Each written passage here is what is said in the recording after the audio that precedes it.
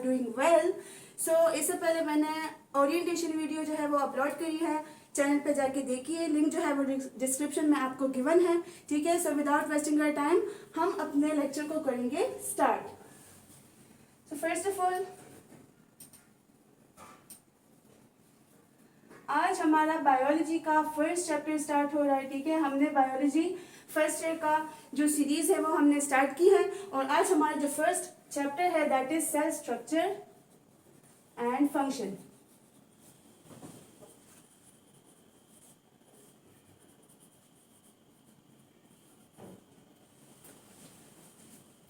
Ultra brains academy के साथ connect रहिए, ठीक है, because this is going to be very very beneficial for you. आप लोग को यहाँ पे बहुत डेप्थ में कॉन्सेप्ट मिलने वाले हैं, ठीक है, और आप लोग को एक अच्छा कॉन्सेप्चुअल बैकग्राउंड इसका जो है वो मिलने वाला है, ठीक है। सबसे पहले अगर हम बात करें सेल स्ट्रक्चर एंड फंक्शन की, तो बायोलॉजी में हमारे पास एक इम्पॉर्टेंट कॉन्सेप्ट आता है सेल का, ठीक है। आप लोग फर्स्ट ईयर में पहुंच चुके हो, सो यू मस्ट नो कि हमारे पास सेल जो है वो क्या चीज है। First of all let me tell you about cell. So cell की अगर डेफिनेशन की हम बात करें तो सेल क्या है? स्ट्रक्चरल एंड फंक्शनल यूनिट है लाइफ का। Cell is a structural and functional unit of life. Now what is meant by structural and functional, मतलब हम क्यों सेल को जो है वो स्ट्रक्चर एंड फंक्शनल का नाम देते हैं? बिकॉज हमारी बॉडी में जितने भी स्ट्रक्चर्स हैं, all the structures present in the human body, और we can say present in a living body, are made up of cell. वो किस चीज से बने? जितने भी हमारे पास स्ट्रक्चर्स है वो किस चीज से बने? वो सेल से बने, ठीक है। फॉर एग्जाम्पल अगर हम बात करें कुछ स्पेसिफिक स्ट्रक्चर्स है जो स्पेसिफिक टाइप ऑफ सेल्स से बने हैं। For example if you talk about kidney, तो किडनी किससे बना है? नेफ्रॉन से बना है। इसी तरह से अगर हम बात करें अपने लंग्स की, वैसे किडनी का फंक्शन क्या है? किडनी क्या करता है? हमारे एक्सक्रीशन, जितनी भी एक्सक्रीटरी प्रोडक्ट्स है उसको बॉडी से फ्लश आउट करने में हेल्प करता है, यूरिन फॉर्मेशन में हेल्प करता है, ठीक है। इसी तरह से हमारे बॉडी का होम्योस्टेसिस जो ऑर्गन मेंटेन करता है that is kidney. So kidney हमारे पास किस चीज से बना है? नेफ्रॉन से बना है। Similarly if you talk about lungs, तो लंग्स क्या करता है? ये हमारे रिस्पायरेशन को कंट्रोल करता है, हमारी ब्रीथिंग को कंट्रोल करता है। तो लंग्स जो है वो किस चीज से बने हैं? वो बने हैं एल्वियोलाई से, एल्वियोलार सेल्स जिसको बोलते हैं, ठीक है। कुछ स्पेसिफिक सेल्स से एक स्पेसिफिक स्ट्रक्चर जो है वो बनता है। इसी तरह से अगर हम बात करें अपने नर्वस सिस्टम की, if you talk about our nervous system, तो नर्वस सिस्टम जो बना है वो बना है नर्व सेल्स से, ठीक है। तो हमारी बॉडी के जितने भी स्ट्रक्चर्स है वो सारे स्ट्रक्चर किस चीज से बने हैं? वो सारे स्ट्रक्चर्स बने हैं सेल से, right. Similarly if we talk about its functionality, तो हमारी बॉडी में जितने भी फंक्शंस हो रहे हैं, all the functions occurring in our body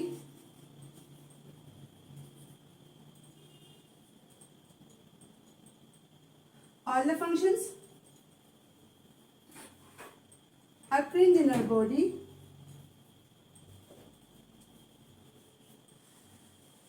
all the functions occurring in our body, who is responsible for that? Cell is responsible for that.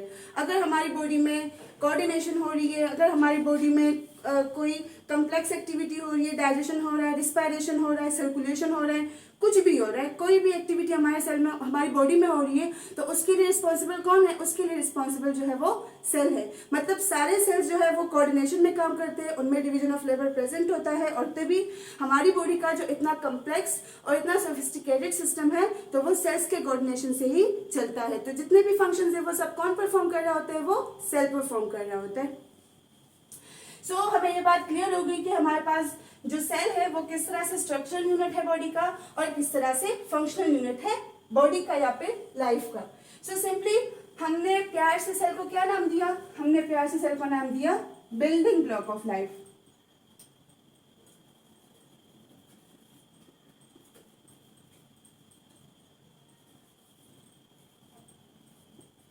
हमने cell को क्या नाम दिया? Building block of life. इसका एक ओल्ड एग्जाम्पल मैं आपको दूं जो हमारे टीचर्स भी हमें देते थे कि हमारे पास जिस तरह एक बिल्डिंग जो है वो ब्लॉक से बनी होती है, ठीक है, जिस रूम में मैं खड़ी हूँ, this room is made up of blocks, ठीक है। तो इसी तरह से ये जो रूम है ये हमारी बॉडी है और ये जो ब्लॉक्स है ये हमारी बॉडी के सेल्स, ठीक है। तो हमने सेल को क्या नाम दिया, हमने सेल को बिल्डिंग ब्लॉक ऑफ लाइफ का नाम दे दिया, ठीक है। सो ये हमारे पास एक छोटी सी इंट्रोडक्शन थी सेल के बारे में कि किस तरह ये हमारे पास स्ट्रक्चरल यूनिट है और किस तरह से ये फंक्शनल यूनिट है ह्यूमन बॉडी का। Now we will talk about its discovery, ठीक है। हर एक चीज की जो है अपने टाइम में डिस्कवरी हुई थी, किसी ने इसको डिस्कवर किया था। सो हम सेल के बारे में डिस्कस करेंगे कि किसने इसको डिस्कवर किया था और कैसे किया था। So secondly we will talk about it discovery. Okay जी, next we will talk about discovery.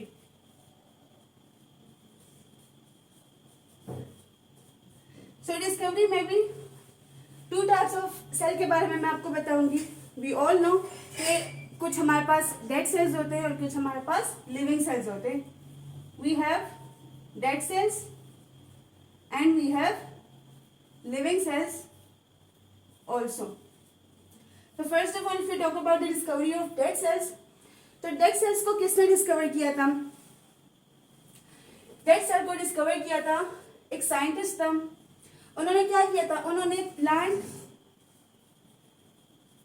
एक प्लांट था उसका कॉर्क लिया था, ठीक है। कॉर्क नहीं होता उसका, उसके एक प्लांट के कॉर्क का उसने एक स्लाइस लिया था, ठीक है। और उस स्लाइस को जब उसने अंडर माइक्रोस्कोप स्टडी किया,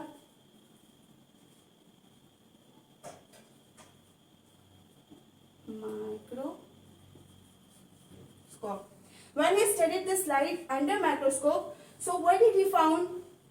He found some tiny compartments.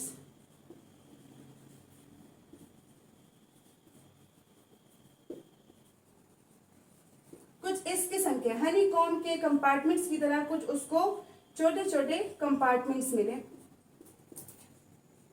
ठीक है।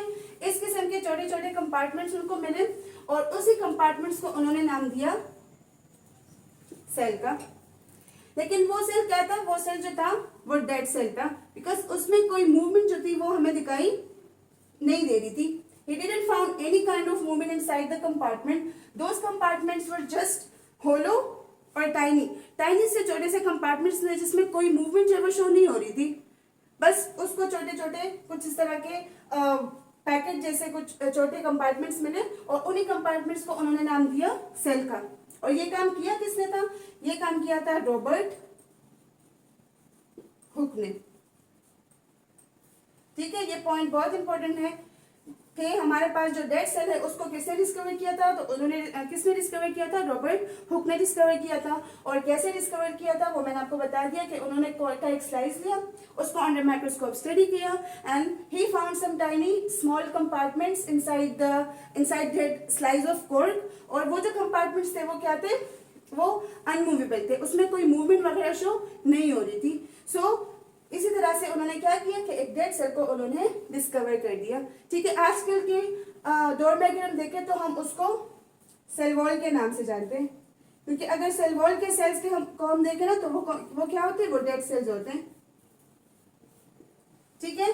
सेल वॉल के सेल्स को अगर हम देखें तो वो जो सेल्स होते हैं वो डेड सेल होते हैं, क्योंकि आपको पता है कि सेल वॉल जो है वो कोई मूवमेंट जो है वो नहीं शो करता, बल्कि वो जस्ट प्लांट को फ्रेमवर्क प्रोवाइड करता है, सपोर्ट एंड शेप प्रोवाइड करता है। सो आजकल अगर हम देखें तो हम रॉबर्ट हुक को सेल वॉल की डिस्कवरी के लिए भी वो कहते हैं कि उन्होंने सेल वॉल को डिस्कवर किया था, एक डेड सेल को डिस्कवर किया था। ओके, नेक्स्ट हम बात करते हैं लिविंग सेल की।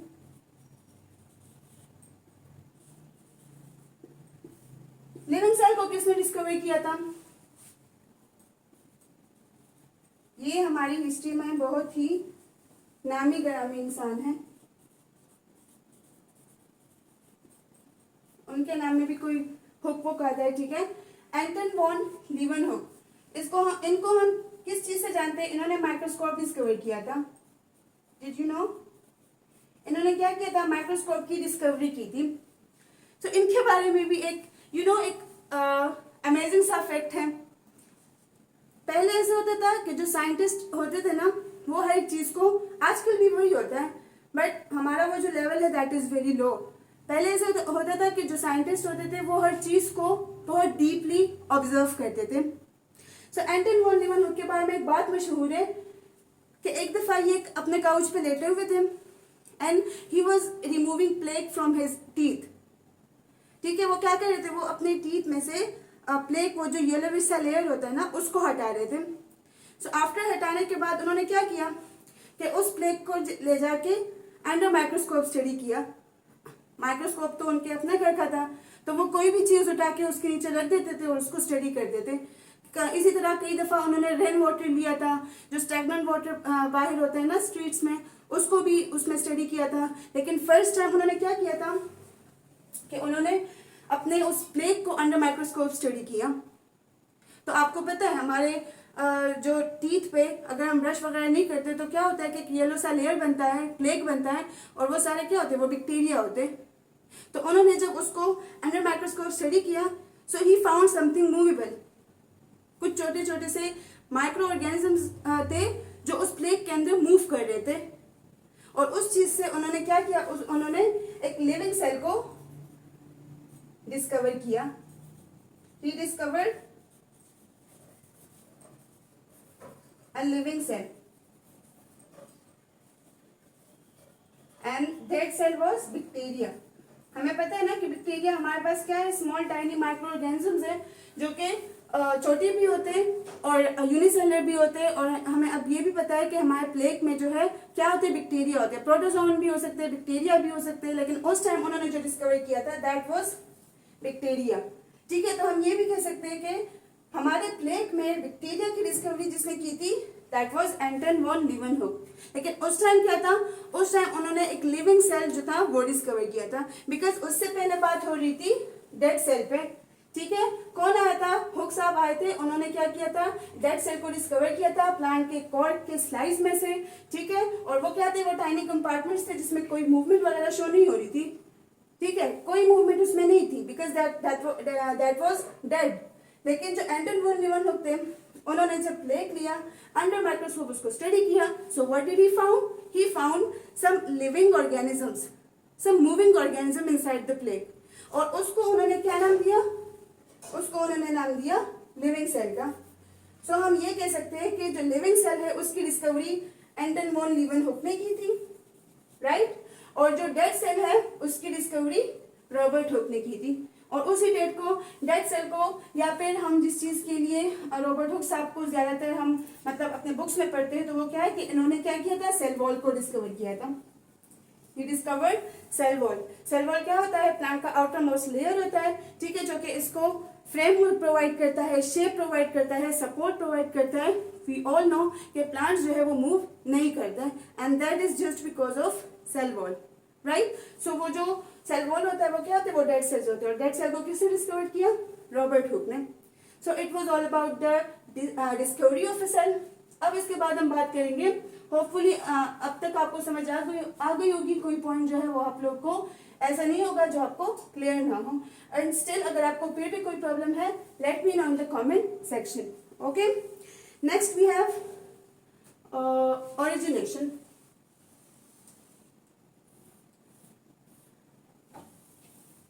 हर एक चीज की जो है अपने टाइम में एक ओरिजिनेशन होती है। सिंपली अगर हम बात करें being a Muslim, so we all know that Allah almighty has created everything from water. But अगर हम बायोलॉजिकल कॉन्सेप्ट्स की बात करें, सो बायोलॉजी के जो कॉन्सेप्ट्स है that is almost relatable to Quran. Quran में भी हम ये कहते हैं कि अल्लाह पाक ने हर चीज को पानी से पैदा किया, and same is the concept of biology, कि हमारे पास जो फर्स्ट सेल था, जो अर्थ सरफेस पे फर्स्ट ऑर्गेनिज्म इवॉल्व हुआ था, that was from water, right. अगर हम ओरिजिनेशन की बात करें, आपको ये बात अभी क्लियर हो जाएगी। अगर हम किस सेल के ओरिजिनेशन की बात करें, तो इसमें हमारे पास सेल के कुछ टाइप्स हम पढ़ेंगे। ठीक है, लाइक नंबर ऑफ सेल के बेस पे ऑर्गेनिजम्स की डिफरेंशिएशन, या फिर प्रेजेंस ऑफ न्यूक्लियस के बेस पे ऑर्गेनिजम्स की डिफरेंशिएशन, राइट। और आगे जाके हम इसमें एक थ्योरी भी पढ़ेंगे जिस थ्योरी से आपको ये पॉइंट क्लियर हो जाएगा कि हमारे पास जितने भी ऑर्गेनिजम्स हैं वो किस तरह से इवॉल्व हुए, right. So first of all अगर ओरिजिनेशन में हम बात करें a type of organism on the basis of number of cells, so हमारे पास दो किस्म के ऑर्गेनिज्म होते हैं, यही से आपको ओरिजिनेशन जो है वो क्लियर हो जाएगी। We have unicellular organisms and secondly we have multicellular organism.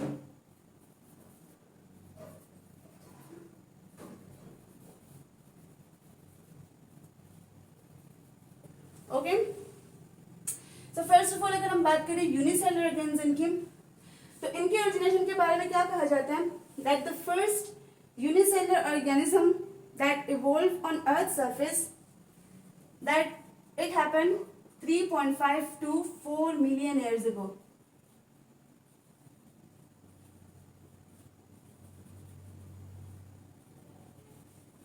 ठीक है, हमारे पास जो फर्स्ट यूनिसेलुलर ऑर्गेनिज्म इवॉल्व हुआ था, मतलब अर्थ के सरफेस पे जो फर्स्ट ऑर्गेनिज्म इवॉल्व हुआ था, that was unicellular, and when did it happen, it happen 3.5 to 4 million years ago, मतलब इतने टाइम पहले, क्योंकि फॉसिल स्टडीज से ये चीज पता चलती है ना कि कितना जो है ये ऑर्गेनिज्म ओल्ड है। तो फॉसिल स्टडीज से, मॉलिक्यूलर स्टडीज से क्या पता चला कि हमारे पास जो अर्थ सरफेस पे फर्स्ट ऑर्गेनिज्म इवॉल्व हुआ था वो कब हुआ था, वो 3.5 to 4 मिलियन ईयर्स अगो जो था इवॉल्व हुआ था। और ये हुआ कहाँ था, ये हुआ था एक हाइड्रोथर्मल वेंट से।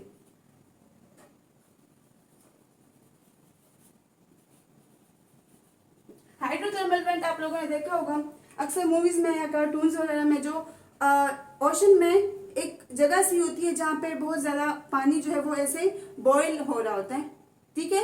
आप लोगों ने अक्सर देखा होगा, वो साइक्लोन तो खैर नहीं, लेकिन एक जगह ऐसी होती है जिसमें वो पानी जो है वो ऐसे बॉईल हो रहा होता है। तो वो जो बॉईल पानी था, उस पानी में फॉर द फर्स्ट टाइम जो था एक यूनिसेलुलर ऑर्गेनिज्म जो था वो इवॉल्व हुआ था, और वो यूनिसेलुलर ऑर्गेनिज्म क्या था, that was bacteria, that was bacteria. और बैक्टीरिया का अगर हम बैक्टीरिया की बात करें तो बैक्टीरिया की खासियत यही है, इसका कैरेक्टरिस्टिक ही यही है कि ये हमारे पास हर किस्म के एनवायरनमेंट में, हर किस्म के हैबिटेट में, अर्थ सरफेस पे हर जगह आपको ये दिखाई देंगे, ठीक है। अगर वो कोल्ड से कोल्ड जगह है, like if you talk about Antarctica, तो आपको एंटार्क्टिका में भी दिखेंगे। और अगर हम गर्म से गर्म जगह की बात करें, like if you talk about volcano, तो वोल्केनो में भी आपको ये नजर आएंगे। नजर तो खैर नहीं, मतलब वहां पे भी हम जो है इसको फाउंड कर सकते हैं। बाकी तो ये माइक्रो ऑर्गेनिजम्स है, इसको हम नेक्ड आई से नहीं देख सकते, we see it through microscope. So हमारे पास जो फर्स्ट यूनिसेलुलर ऑर्गेनिज्म था वो क्या था, बैक्टीरिया था। कहाँ पे इवॉल्व हुआ था, हाइड्रोथर्मल वेंट में, मींस ओशन से। सेम वही बात आ गई कि हम कहते हैं कि अल्लाह ताला ने हर चीज को पानी से पैदा किया, तो बायोलॉजी के अकॉर्डिंग भी हमारे पास जो फर्स्ट ऑर्गेनिज्म इवॉल्व हुआ था वो भी कहाँ से हुआ था, पानी से हुआ था। और पानी में कहाँ से, हाइड्रोथर्मल वेंट से।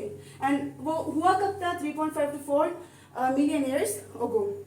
और इसी तरह से एक दूसरा पॉइंट मैं आपको बताऊं कि ये जो ऑर्गेनिज्म था, it was prokaryotic, it was prokaryotic. So आगे मैं आपको प्रोकैरियोटिक का कॉन्सेप्ट समझा रही हूँ, आपको वहां पे ये बात भी क्लियर हो जाएगी। अभी इतना आप लोग समझे, ओरिजिनेशन की बात हो रही है, तो आपको इतना क्लियर हो कि हमारे पास जो फर्स्ट ऑर्गेनिज्म इवॉल्व हुआ था, that was unicellular organism, and that was what, that was bacteria. Okay, next हमारे पास है multi cellular organism. So multi mean many. हमारे पास ऑर्गेनिजम्स में ऐसे नहीं होता जिस तरह होते हैं ना, यूनी, डाई, ट्राई, ऐसे नहीं होता। या तो हमारे पास यूनिसेलुलर ऑर्गेनिजम्स होते हैं या हमारे पास मल्टी सेलुलर ऑर्गेनिज्म होते हैं। मतलब ऐसा कोई ऑर्गेनिज्म नहीं होता कि वो एक सेल से बना है तो एक सेल के बाद वो 2 सेल से बना है या 3 सेल से बना है, नो। या तो हमारे पास एक सेल से बनेगा, ठीक है, या फिर हमारे पास वो बहुत सारे सेल से बना होगा। एंड वो जो बहुत सारे सेल से बना होता है उसको हम कहते हैं मल्टी सेलुलर ऑर्गेनिजम्स। अगर मल्टी सेलुलर ऑर्गेनिजम्स की हम ओरिजिन की बात करें तो इसमें हमारे पास फर्स्ट जो ऑर्गेनिज्म था वो 500 मिलियन ईयर्स अगो इवॉल्व हुआ था।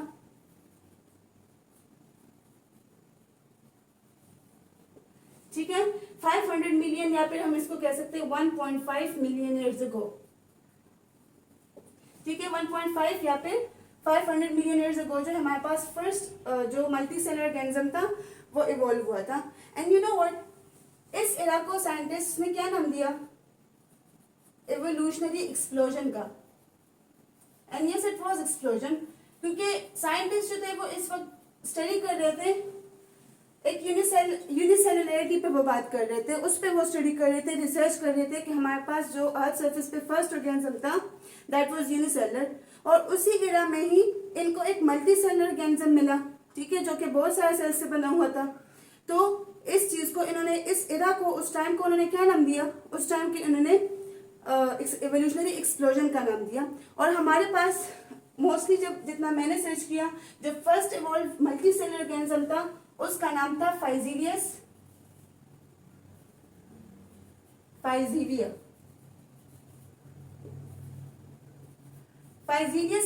जो है ये हमारे पास for the first time multi cellular evolve organism था, ठीक है। और इसको हम लोग पोर्तुगीज मैन ऑफ वॉर भी कहते हैं। And why it is called so?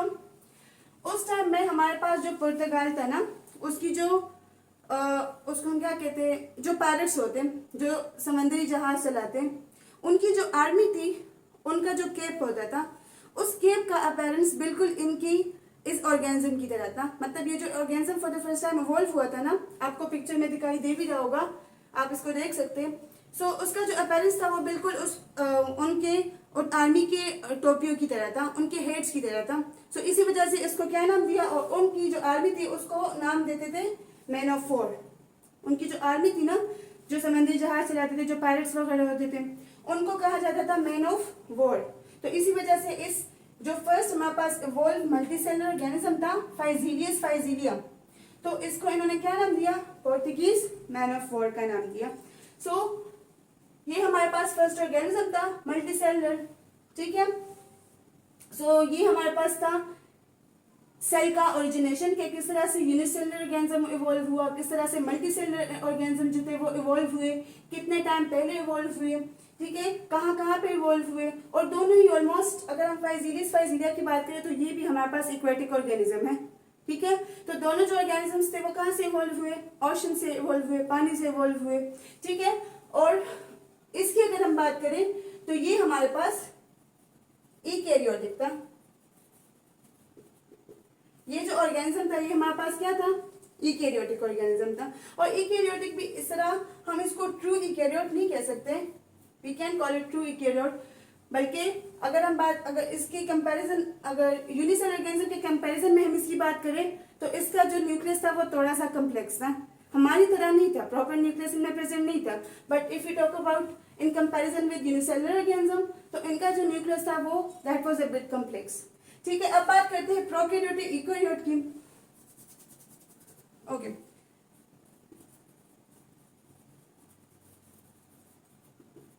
प्रीकैरियोटिक organism and eukaryotic organism.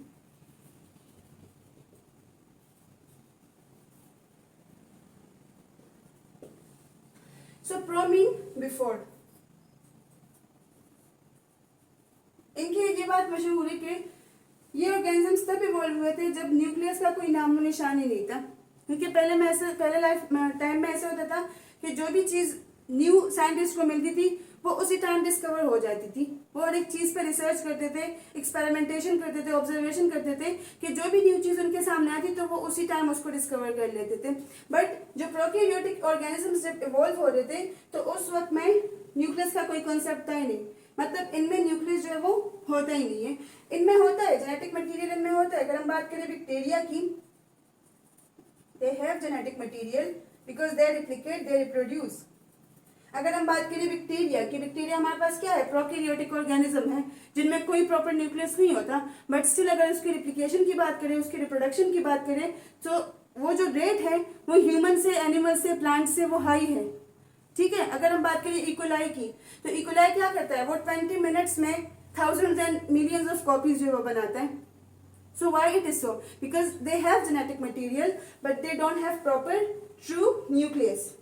इनकी बॉडी में जो प्रोकैरियोटिक ऑर्गेनिज्म है इनकी बॉडी में हमारा जो जेनेटिक मटेरियल होता है वो एक रीजन में प्रेजेंट होता है जिसको न्यूक्लियोइड रीजन कहते हैं, that is just like nucleus, but हमारी तरह प्रॉपर कंप्लीट न्यूक्लियस जो वो इनमें प्रेजेंट नहीं होता, ठीक है।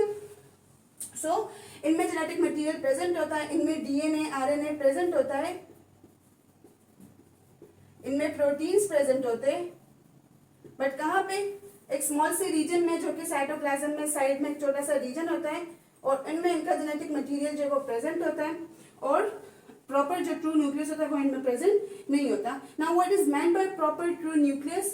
सो अगर हम ईकैरियोट्स की बात करें, सो ईकैरियोट्स या यूकैरियोट्स, अगर मैं अपनी बात करूँ so when I was in 9th class मैं इसको एकैरियोट्स बोलती थी, मैं कहती थी प्रोकैरियोट्स मतलब इनमें नहीं होता और एकैरियोट्स मतलब इनमें होता है, ठीक है, लेकिन it's eukaryotes. You mean true, you का मतलब क्या है? ट्रू, मतलब इनमें क्या होता है? प्रॉपर कंप्लीट न्यूक्लियस होता है।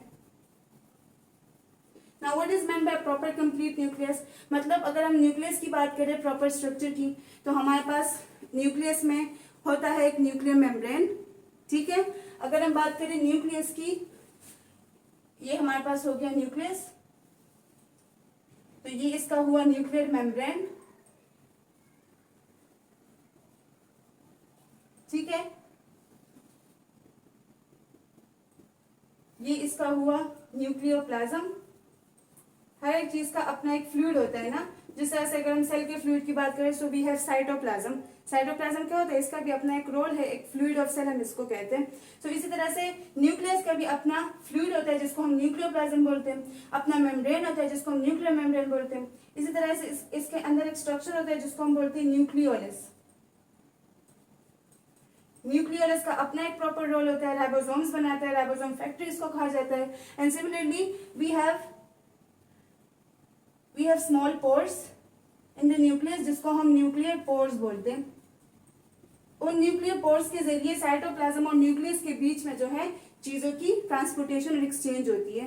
सो इस किस्म का जो प्रॉपर न्यूक्लियस होता है ये काफी कॉम्प्लेक्स स्ट्रक्चर होता है, सेंटर ऑफ सेल होता है, बहुत सारी एक्टिविटीज को कंट्रोल कर रहा होता है। सो इस किस्म का प्रॉपर न्यूक्लियस जो है वो जस्ट यूकैरियोटिक ऑर्गेनिज्म में होता है, प्रोकैरियोटिक ऑर्गेनिज्म में ऐसा कुछ नहीं होता। इसलिए हम इनको प्रोकैरियोट्स कहते हैं और इनको यूकैरियोट्स कहते हैं। इनमें प्रॉपर न्यूक्लियस होता है जो कि इनकी सारी एक्टिविटीज को कंट्रोल कर रहा होता है।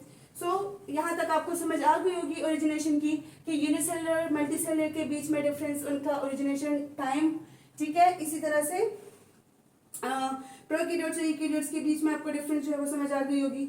अब हम बात करते हैं एंडोसिम्बियोटिक थ्योरी की। एक इंटरेस्टिंग कॉन्सेप्ट है, तो चलिए इसको समझते हैं। मैं साइड पे हो जाती हूँ। If you want to take a screenshot you can take, otherwise I am going to erase it. Okay, so इसको करते हैं इरेज।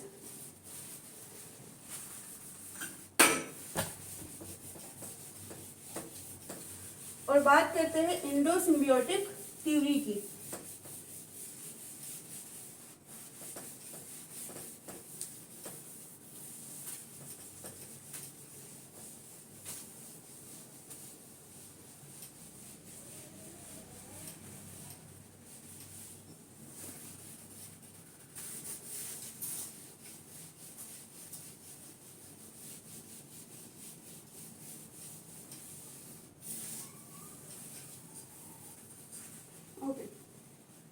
वैसे कभी कभार मुझे बायोलॉजी के जो कॉन्सेप्ट्स है ना, ये अक्सर मतलब झूठ भी लगते हैं।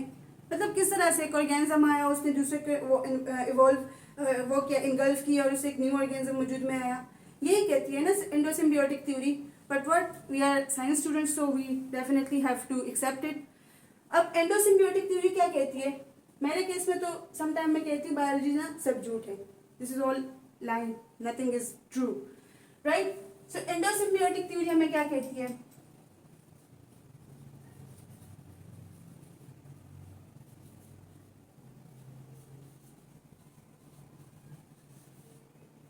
ओके, एंडोसिम्बियोटिक थ्योरी हमें ये कहती है कि हमारे पास जो माइटोकॉन्ड्रिया है, you know what is mitochondria? Definitely you all will know. अब फर्स्ट ईयर तक आप पहुंचे हो तो इतना तो आपको आइडिया होगा ही। हमारे सेल का जो पावर स्टेशन है, power station of our cell, जिस तरह से स्टेशन से बिजली आती है ना, इसी तरह से हमारी बॉडी में जो एनर्जी आती है वो कहाँ से आती है? वो माइटोकॉन्ड्रिया से आती है। हमारे हर एक सेल में अपना माइटोकॉन्ड्रिया प्रेजेंट होता है, बस एनर्जी बना रहा होता है, बना रहा होता है, हर वक्त लगा रहता है। सो माइटोकॉन्ड्रिया क्या है? Power station of the cell. So endosymbiotic theory क्या कहती है? अच्छा, एंडोसिम्बियोटिक थ्योरी को फॉर द फर्स्ट टाइम दिया किसने था? फॉर द फर्स्ट टाइम क्या मतलब ये कॉन्सेप्ट दिया किसने था? लाइन मार्गुलिस, लाइन मार्गुलिस या Len Margulis, whatever you call it you can. So mitochondria ये क्या कहता है कि हमारे पास जो माइटोकॉन्ड्रिया है, किसी जमाने में it was free living, non photosynthetic,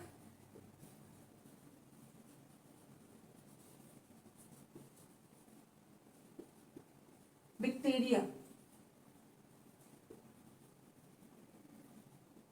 ये क्या कहते हैं कि हमारे पास जो माइटोकॉन्ड्रिया, जो कि हमारी बॉडी में अब एक ऑर्गेनल है, हमारे सेल में एक ऑर्गेनल है जो कि एनर्जी बनाता है और बाकी जितने भी हमारे बॉडी के पार्ट्स हैं उनको ट्रांसमिट करता है। सो ये जो माइटोकॉन्ड्रिया था बिफोर सम टाइम, ये क्या था? अर्ली टाइम्स में ये एक free living non photosynthetic bacteria था। नॉन फोटोसिंथेटिक का मतलब क्या है कि ये अपना कोई फूड जो है वो नहीं बनाता था, ठीक है, फोटोसिंथेसिस का प्रोसेस जो है वो नहीं करता था। सो ये क्या था? एक free living non photosynthetic bacteria था। इसी तरह से अगर हम बात करें क्लोरोप्लास्ट की, क्लोरोप्लास्ट कहाँ पे होता है? हम में होता है क्लोरोप्लास्ट। अगर हमें क्लोरोप्लास्ट होता तो हम भी फिर हरे भरे दिखते, ठीक है। हमें क्लोरोप्लास्ट जो वो नहीं होता। क्लोरोप्लास्ट में क्या होता है? इसमें क्लोरोफिल होता है, ये प्लांट्स में प्रेजेंट होता है क्योंकि उन्होंने क्या करना होता है? उन्होंने फोटोसिंथेसिस का प्रोसेस करना होता है।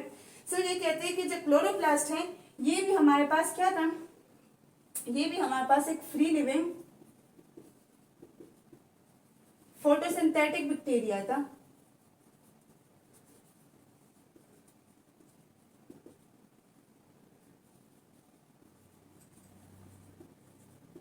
ठीक है, जो माइटोकॉन्ड्रिया था ये भी एक फ्री लिविंग बैक्टीरिया था, जो क्लोरोप्लास्ट था ये भी फ्री लिविंग, मतलब ये जो था एक एज ए इंडिविजुअल ऑर्गेनिजम्स रह रहे थे। अभी तो हमारे सेल में एक ऑर्गेनल है ना, पहले टाइम में क्या था कि ये इंडिविजुअल ऑर्गेनिज्म जो थे ये रह रहे थे, लेकिन जो माइटोकॉन्ड्रिया था ये क्या था? ये नॉन फोटोसिंथेटिक था, कोई फोटोसिंथेसिस का प्रोसेस नहीं करता था, कोई अपना फूड नहीं बनाता था। क्या था? हेटेरोट्रॉफिक था। I would call it heterotrophic. इनमें क्या थी? इनमें हेटेरोट्रॉफी प्रेजेंट थी। और अगर हम बात करें क्लोरोप्लास्ट की, तो ये भी फ्री लिविंग बैक्टीरिया था, but it was photosynthetic. It was what? Photosynthetic, because ये क्या करता था? फोटोसिंथेसिस का प्रोसेस करता था, अपना फूड खुद प्रिपेयर करता था। इनमें क्या प्रेजेंट थी? ऑटोट्रॉफी प्रेजेंट थी।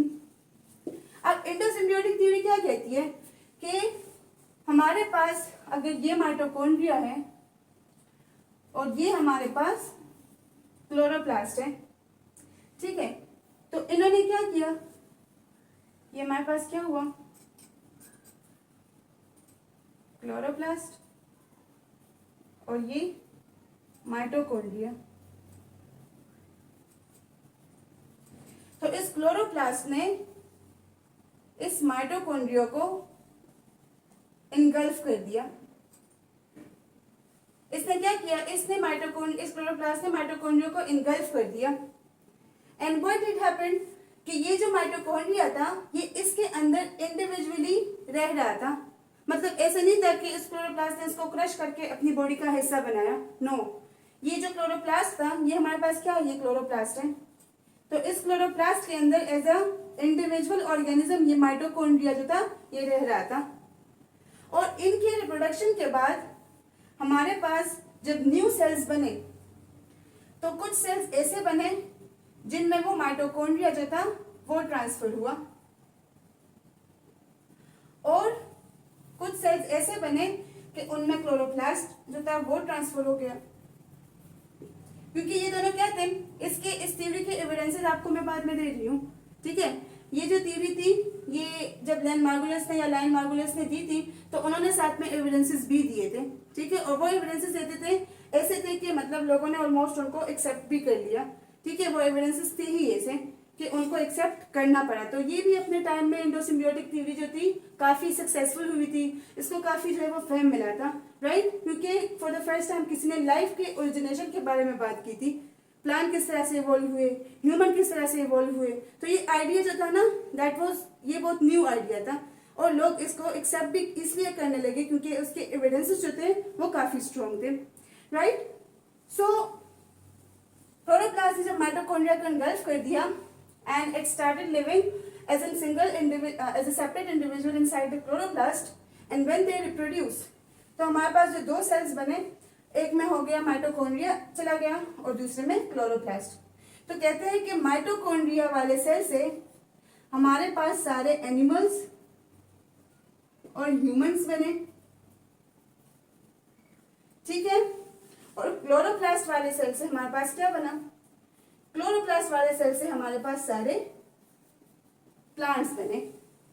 So let's see how interesting it is, कि मतलब माइटोकॉन्ड्रिया को क्लोरोप्लास्ट ने इनगल्फ कर दिया और फिर वो सिंगल इंडिविजुअल ऑर्गेनिज्म उसमें रह रहा था, और फिर उसके बाद जो न्यू सेल्स बने तो एक में माइटोकॉन्ड्रिया चला गया, दूसरे में क्लोरोप्लास्ट चला गया, और उसके बाद से हमारे पास जो माइटोकॉन्ड्रिया वाला सेल था उससे सारे एनिमल्स और ह्यूमन बने, और जो क्लोरोप्लास्ट वाला था उससे सारे प्लांट्स बने। Let's see. और हमें वी ऑल नो कि जो माइटोकॉन्ड्रिया है तो एनिमल और ह्यूमन में माइटोकॉन्ड्रिया है, because we are heterotrophic, we can not make our food, हम फोटोसिंथेसिस का प्रोसेस नहीं करते। हमें क्या होता है, हमें जो है पावर स्टेशन प्रेजेंट है जिसमें एनर्जी बनती है और उससे हमारी बॉडी की सारी एक्टिविटीज जो वो होती है। And if you talk about plants, तो प्लांट्स में होता है क्लोरोप्लास्ट, क्लोरोप्लास्ट में होता है क्लोरोफिल, और क्लोरोफिल क्या है, ग्रीन पिगमेंट है, ठीक है, ग्रीन पिगमेंट है, और ये जो है फोटोसिंथेसिस का प्रोसेस करता है जिसके जरिए प्लांट जो है तो स्टार्च के फॉर्म में फूड बनाता है, और फिर जो है मतलब वो क्या है, वो ऑटोट्रॉफिक है। और इस थ्योरी के एविडेंसेस क्या थे, इस थ्योरी के एविडेंसेस की अगर हम बात करें, so if we talk about mitochondria and chloroplast, तो दोनों में क्या है, दोनों का अपना डीएनए है, they have their own DNA, both are self replicating,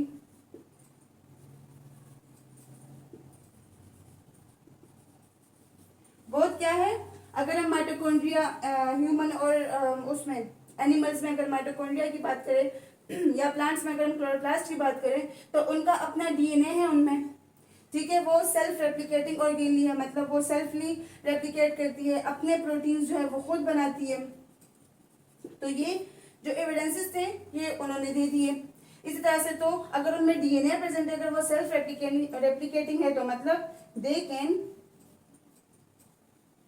individually reproduce, और रिप्रोड्यूस करेंगे भी क्योंकि उनमें डीएनए प्रेजेंट है, उनका अपना डीएनए उनके पास मौजूद है, ठीक है।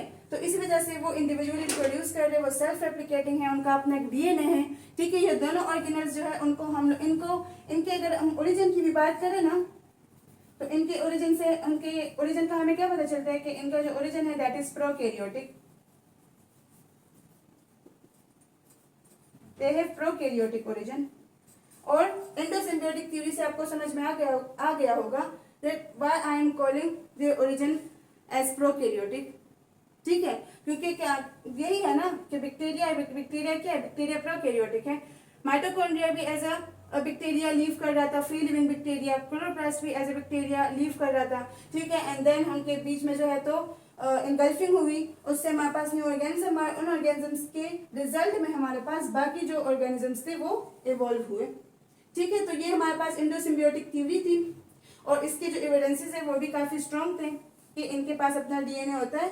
सो यस होता है, हमें पता है कि क्लोरोप्लास्ट में अपना डीएनए होता है, माइटोकॉन्ड्रिया में अपना डीएनए होता है, ठीक है। इसके अलावा ये सेल्फ रेप्लिकेटिंग है, अपने प्रोटीन्स जो वो खुद बनाती है, और दे कैन इंडिविजुअली रिप्रोड्यूस। तो इनका जो ओरिजिन है वो भी क्या है, प्रोकैरियोटिक है। सो एंडोसिम्बियोटिक थ्योरी जो है अपने टाइम में काफी सक्सेसफुल रही थी, क्योंकि ये एक न्यू आइडिया था, जो लेन मार्गुलस ने सबको दिया था, और लोग जो थे वो उस पर बिलीव भी काफ़ी करना शुरू हो गए थे, because this was something new. और न्यू भी चले एक साइड पे करे, लेकिन इसके एविडेंसेस काफ़ी स्ट्रॉन्ग थे। वो हमें अब भी पता है कि yes, they both have their own DNA, they are self replicating, they make their own proteins, they can individually produce. So ये सारे एविडेंसेस काफ़ी स्ट्रॉन्ग थे। सो एंडोसिम्बियोटिक थ्योरी जो थी अपने टाइम में काफ़ी सक्सेसफुल थी। तो जी, आज का हमारा जो सेशन है वो ऑलमोस्ट खत्म हो चुका है। ठीक है, आज हमने क्या डिस्कस किया? Cell as a structure and function unit of life को डिस्कस किया। आप लोगों को समझ आ गया होगा कि किस तरह से इसको स्ट्रक्चर एंड फंक्शन यूनिट का नाम दिया गया है। ठीक है, बिल्डिंग ब्लॉक ऑफ लाइफ का नाम क्यों दिया गया है।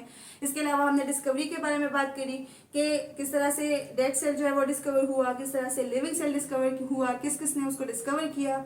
रॉबर्ट हुक था और एंटन वॉन लीवनहुक। एंटन वॉन लीवनहुक वाली बात तो ऑलमोस्ट आपको अब सारी जिंदगी याद रहेगी। ठीक है, किस तरह से उन्होंने प्लेग हटा के उसको माइक्रोस्कोप के अंदर रख के स्टडी करना शुरू कर दिया, and he found bacteria, he found some living cells there. इसके अलावा हमने बात की ओरिजिनेशन के बारे में कि सेल्स जो है वो किस तरह से इवॉल्व हुए, यूनिसेलरिटी के बारे में बात की, मल्टीसेलरिटी के बारे में बात की, एंड मोस्ट इंपॉर्टेंटली हमने इंडोसिम्बियोटिक थ्योरी के बारे में पढ़ा, जिससे हमें क्या अंडरस्टैंडिंग मिली कि किस तरह से बाकी सेल्स जो है वो इवॉल्व हुए। ठीक है, सो ये आज का सेशन था। अब ऑलमोस्ट ख़त्म हो चुका है, और आपसे एक बात करनी थी कि अगर आप लोग को मेरी वीडियो जो है वो बेनिफिशियल लगे, and if you think that I haven't wasted your time, so एक वीडियो को बनाने में काफ़ी टाइम भी लगता है, एफर्ट्स भी लगती है, तो उसको ज़रूर लाइक करें, उसको शेयर करें, और अगर आप लोग को बेनिफिशियल लगी है तो सब्सक्राइब तो मस्ट करें। और अगर आप लोग कमेंट करेंगे तो ये और भी अच्छा होगा, बिकॉज आपका कमेंट जो है वो हमारे लिए एक रिवॉर्ड होता है। ठीक है, एक हेलो ही भेज दिया करें। अगर आप कोई हमारे उसको अप्रिशिएट नहीं करना चाहते हैं, सो एक हेलो ही भेज दिया करें, लेकिन कमेंट ज़रूर किया करें। और नेक्स्ट वीडियो के लिए खुदा हाफिज़। हम अल्ट्रा ब्रेन्स एकेडमी के साथ कनेक्ट रहिए और स्टडी कीजिए, अपने माँ बाप का नाम रोशन कीजिए, और हमेशा खुश रहिए। Thank you very much.